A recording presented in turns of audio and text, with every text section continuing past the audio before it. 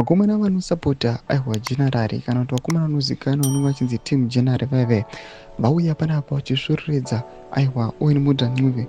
Mudha Ncube anozivikanwa nenyika yose kuti ndiye the guy ari kufamba mumaprovinces ese achiconvinza maministries, achiconvinza vanhu vese vari muthe ruling party kuti vaendose mutungamiri wenyika the third term.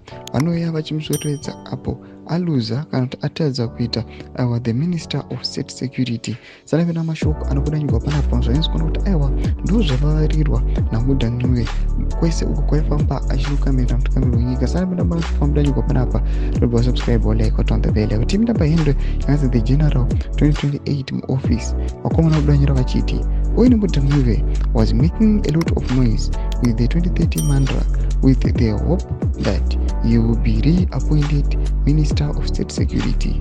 Iti Mnangagwa went for love more Matuke instead.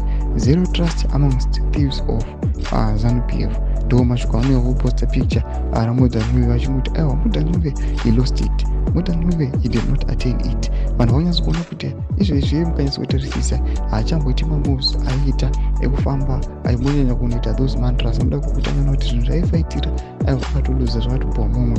Mashoko anochekipozwa nekwakomana team general vachiti aiwa this guy aida kukanganisa aiwa dignity aiwa the ruling party pamwechete the will yemacitizens. Toziva mafungiro enyu moti kudii pamusoro pechitiko ichi. Pinda comment section medu, subscribe or like, turn on the bell.